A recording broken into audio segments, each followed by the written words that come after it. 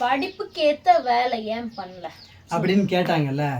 என்ன அதுக்கு அப்படி காரணம் பார்த்தீங்கன்னாக்கா, நான் படித்து முடிச்சுட்டு உடனே வந்து ஐடி கம்பெனி தான் வேலைக்கு போனேன். ஐடி கம்பெனி போனதும் வந்து ஓரளவுக்கு அப்படியே வேலை செட் ஆச்சு.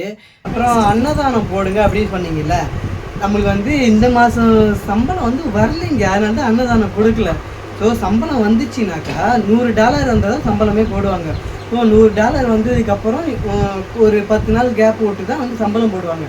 அடுத்த சம்பளம் வந்தாக்கா எங்களுக்கு தான் ஆசை, கண்டிப்பா போடுவோம். அடுத்த சம்பளம் வந்தாக்கா அன்னதானம் போடுவோம். Hello friends, welcome back our channel. Friends, எனக்கு என்ன விளாக் பார்த்தீங்கன்னா, இன்னைக்கு வந்து Q&A விளாக் தான். என்னன்னாக்கா, நீங்கள் ஒரு சில கேள்விலாம் கேட்டீங்க, அதுக்கு நாங்கள் பதிலாக சொல்கிறோம். நீங்கள் வந்து சொல்ல போகிறோம். நிறைய பேர் வந்து புதுசாக சப்ஸ்கிரைப் பண்ணியிருப்பீங்க, அவங்களுக்குலாம் தெரியாது. ஸோ பழைய சப்ஸ்கிரைபருக்குலாம் நம்மளை பற்றி தெரிஞ்சிருக்கும், தெரியாமலே இருந்திருக்கும். ஸோ வீடியோ பார்த்துருப்பீங்க, தெரிஞ்சுக்கோங்க. இப்போ சொல்கிறோம் ஒன்று என்ன பார்த்தீங்கன்னாக்கா, நீங்கள் வந்து கமெண்ட்ஸில் வந்து ஹாய் சொல்லுங்க. அதுக்கு ஜஸ்ட் எங்கள் ஹாய் மட்டும்தான் சொல்ல முடியும், அதில் வந்து எதுவும் பேசலாம் முடியாது. ஸோ அதனால் நீங்கள் கேட்ட கேள்விக்கு அதுக்கு நாங்கள் உங்ககிட்ட சொல்கிற மாதிரி நாங்கள் பதிலாக சொல்கிறோம். சரிங்களா? ஃபஸ்ட்டு கேள்வி. இப்போ வந்து இன்னொரு ஃபோன் இல்லை, அதனால தான் எழுதி வச்சிருக்கேன். வந்து எங்க ஹோட்டல் கடை இருக்கு இல்லையா, அது வந்து சொந்த கடையா வாடகை கடையா அப்படின்னு கேட்டீங்க. நம்மளது வந்து சொந்த கடைலாம் இல்லை, வாடகை கடை தான். ஒரு 8 வருஷமா வாடகைக்கு தான் ரன் பண்ணிட்டு இருக்கோம். நெக்ஸ்ட் போலாமா? இவங்களுடைய படிப்புக்கு ஏத்த வேலை ஏன் பண்ணல அப்படின்னு கேட்டாங்கல்ல. என்ன அதுக்கு அப்படி காரணம் பார்த்தீங்கன்னாக்கா, நான் படித்து முடிச்சுட்டு உடனே வந்து ஐடி கம்பெனி தான் வேலைக்கு போனேன். ஐடி கம்பெனி போனதும் வந்து ஓரளவுக்கு அப்படியே வேலை செட் ஆச்சு. ஆனால் படிப்புக்கு சம்மந்தமே இல்லாத வேலை தான் இது. அப்படியே ஓரளவுக்கு 2.5 வருஷம் போச்சு. 2.5 வருஷமாக நாங்கள் கேட்ட சம்பளத்தை கொடுக்கறதுனால எல்லோரும் வெளியில் அனுப்பிச்சிட்டாங்க. அதுக்கப்புறம் அப்படியே கொஞ்சம் வருத்தத்தோடு வெளியில் வந்துட்டேன். வெளியில் வந்து மறுபடியும் லக்ஷ்மி நாராயணா ஹாஸ்பிட்டல் வேலைக்கு போனேன். அங்கே போயிட்டு ஒரு 2.5 வருஷம் வேலை செஞ்சேன். அவங்க கொடுக்குற சேலரி எனக்கு கம்ஃபர்டபுளாக இல்லை. அதனால் நாங்கள் வந்து வெளியில் வந்து 2016 ஹோட்டல் பிஸ்னஸ் வைக்கலாம் ஒரு ஐடியாவில் ஹோட்டல் பிஸ்னஸ் வச்சேன். இது வரைக்கும் நல்லபடியாக ரன் ஆகிட்டு இருக்குது. நம்ம வேலைக்கு போனால் கூட இது இப்போ இருக்கிற ஸ்டேஜில் ஒரு 12,000 10,000 சம்பளம் கிடைக்கும். ஆனால் இதில் வந்து ஒரு 15,000 20,000 ஃபேமிலி ரன் பண்ணுற அளவுக்கு ஓரளவுக்கு வருமானம் வருது. ரீசன் சொல்லியாச்சு. அடுத்தது நான் நிறைய சொல்லியிருக்கேன். எங்கள் ஃபேமிலி பற்றி நான் சொல்லியிருக்கேன், அவங்க ஃபேமிலி பற்றி அவங்க சொல்லியிருக்காங்க. ஸோ புதுசாக வந்து சப்ஸ்கிரைபர் திருப்பி நாங்கள் வந்து சொல்கிறோம். ஓகேவா? ஓகே, இந்த மாதிரி சொல்லிடுறேன். என் கூட பிறந்தவங்க 2 சிஸ்டர் இருக்காங்க. எங்கள் வீட்டில் 3 பொண்ணு தான். அக்காவுக்கு மேரேஜ் ஆச்சு, பாப்பாவுக்கு மேரேஜ் ஆச்சு. அக்காவுக்கு 2 பொண்ணு, பாப்பாவுக்கு வந்து இன்னும் பேபி இல்லை. பாப்பா வந்து சேலத்தில் இருக்கா. அதுக்கப்புறமேட்டு என்னுடைய அப்பா அம்மா வந்து ஹோட்டல் வச்சுருக்காங்க. 25 வருஷத்துக்கு மேலே இந்த ஊரில் வழுதா ஊரில் ஹோட்டல் வச்சுருக்காங்க. என்னன்னா ஹோட்டலில் வந்து டிஃபன் தான். மார்னிங் இட்லி பூரிலாம் போடுவாங்க. அப்புறம் ஆஃப்டர்நூன் வந்து வெயில் அடிக்குது. ஆஃப்டர்நூன் வந்து லஞ்ச் இந்த ஃபுல் மீல் சொல்லுவாங்க, ரசம் சாம்பார் காரக்குழம்பு மோர் அப்படி போட்டுட்டு இருந்தாங்க. இப்போ ரீசெண்டாக நான் காலேஜில் படித்து முடிச்சுட்டு லாஸ்ட் அதான் 2018-17 நான் இப்போ வந்து ஃபுல் மீல்ஸ்லாம் போகிறது இல்லை. பரோட்டா போட்டிருந்தாங்க. நான் பரோட்டா போடுறதுனால இவங்க கடையில் பரோட்டா போடுறது. நம்ம கடை இவங்க கடையும் பக்கத்துல நடுவில் ஒரே ஒரு கடை தான். எங்கள் கடையில் இப்போதைக்கு டிஃபன் மட்டும் போட்டுட்டு வராங்க. ஸோ ஸ்டார்டிங்ல இருந்தே அம்மாவும் அப்பாவும் மட்டும்தான் எங்கள் ஹோட்டலில் பார்த்துட்டு வராங்க. கூட யாருமே இல்லை. நாங்கள் இருக்கிற வரைக்கும் நாங்கள் பார்த்துக்கிட்டோம், ஹெல்ப் பண்ணிட்டு இருந்தோம். இப்போதைக்கு யாரும் இல்லை. இப்போதைக்கு ஃபுல்லாக பட்டு தான் அம்மா அப்பா கூட ஹெல்ப் பண்ணிட்டு இருக்கோம். இப்போ கூட போயிட்டு வந்ததுனால தான் வேறு ஊற்றுது. ஆமாம். அதுக்கப்புறம் இதான் எங்களுடைய ஃபேமிலி பற்றி நான் ஃபுல்லாகவே சொல்லிட்டேன்.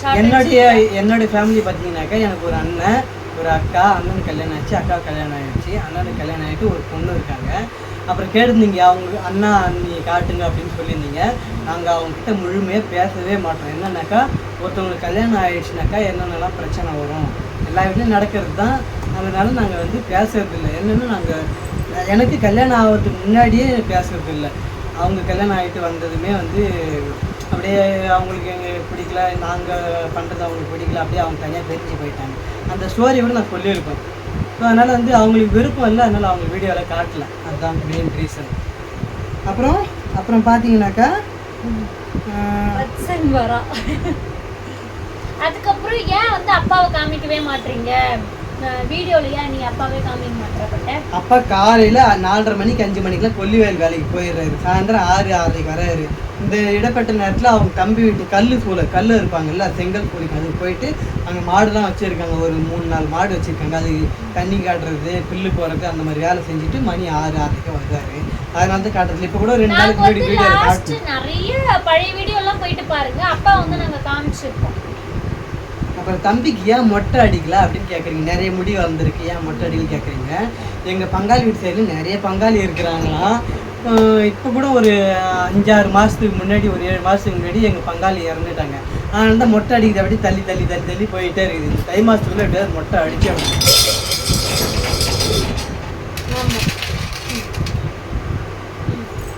அப்புறம் அன்னதானம் போடுங்க அப்படின்னு சொன்னீங்கல்ல, நம்மளுக்கு வந்து இந்த மாதம் சம்பளம் வந்து வரலைங்க. அதனால தான் அன்னதானம் கொடுக்கல.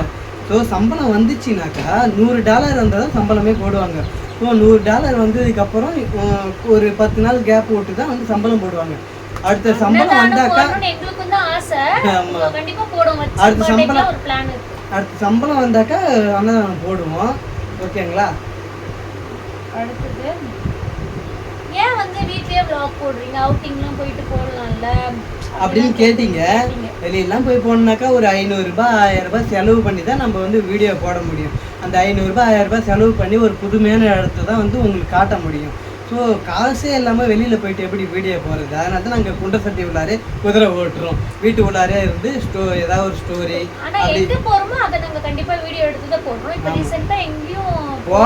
போகிறதுக்கு டப்பும் லேது.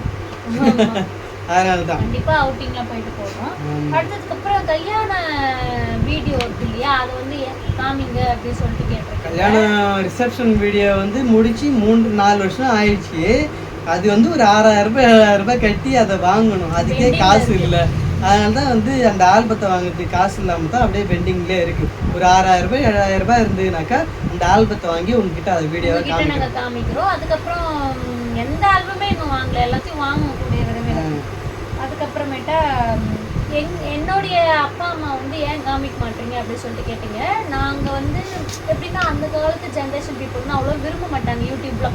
பட் இங்கே அம்மா பார்த்தீங்கன்னா அவங்களுக்கு எல்லாமே தெரியுது, அவங்க அக்செப்ட் பண்ணிக்கிறாங்க. அவங்க அந்த ஜென்ரேஷன் பீப்புள் அப்படிலாம் கிடையாது.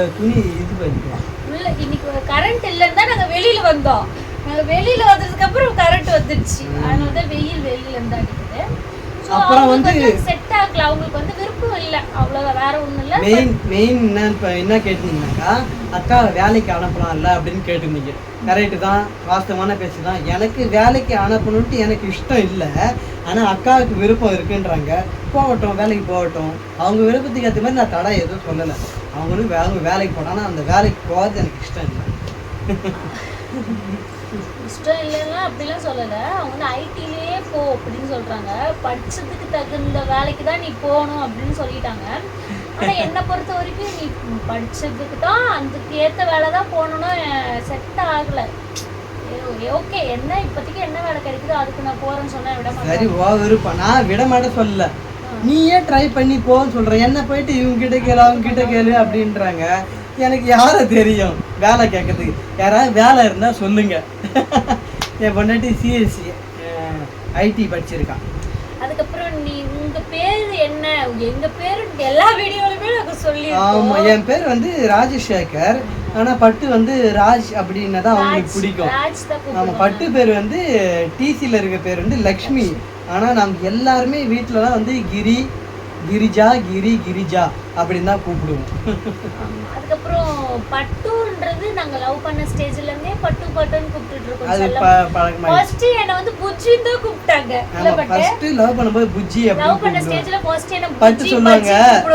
புஜ்ஜி எனக்கு பிடிக்கல, நீ வேற ஏதாவது கூப்பிடுனல. இல்ல புஜ்ஜி கூப்பிடுற சாக்கு என்ன பஜ்ஜி கூப்பிட்டாங்க. அது எனக்கு பிடிக்கவே இல்லை. அதுக்கப்புறம் அம்மு கொஞ்சம் ஓகே அம்மு. அதுக்கப்புறம் பட்டு கூப்பிட்டேன், அது பிடிச்சிது அப்படினா. பட்டு எனக்கு வந்து ரொம்ப பிடிச்ச மாதிரி ஒரு ஃபீல். அது ஓகே, அதுவே இன்னைய வரைக்கும் அதுவே தான் கண்டினியூ ஆகிட்டு இருக்கு. அதனால பட்டு.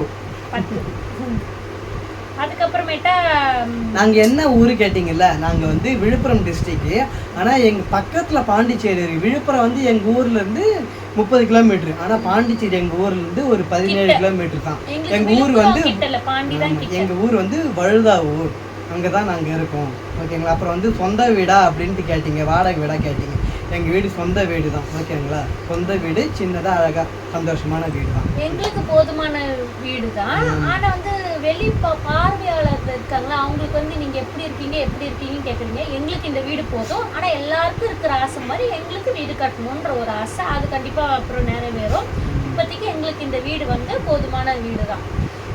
அதுக்கப்புறம் வந்து வாடகை வீடுலாம் இருக்காங்க, உங்களுக்கு இந்த வீட்டில் என்ன குறை அப்படிலாம் கேட்காதீங்க. எங்களுக்கு ஓகே, ஆனால் ஆசை இருக்கு வீடு கட்டணும்னு சொல்லிட்டு. அப்புறம் வந்து கமெண்ட் பாக்ஸ் வந்து உங்களுடைய நம்பர் கொடுங்க அப்படின்னீங்க. ரொம்ப இதாக கேட்டதுனால எங்களுடைய நம்பர் வந்து சேனலில் கொடுத்துருக்குறோம். யாராவது கான்டாக்ட் பண்ணுறது வந்து வாட்ஸ்அப்பில் வாங்க, சரிங்களா? ஆமாம். ஓகே, இதுதான் நான் கொஸ்டின். இன்னும் சொல்லிட்டே போனால் லென்த்தாக போயிட்டே இருக்கும். இன்னும் என்ன நீங்க கொஸ்டின் கேட்க விரும்புறீங்க கேளுங்க, நெக்ஸ்ட் vlogல அதை நம்ம போடலாம். ஓகேவா? ஓகே. இந்த வீடியோ பிடிச்சிருந்ததுன்னா மறக்காம லைக் அண்ட் ஷேர் பண்ணிக்கோங்க. அப்படியே நம்ம சேனலை சப்ஸ்கிரைப் பண்ணிக்கோங்க. Bye bye. டாடா பாய்.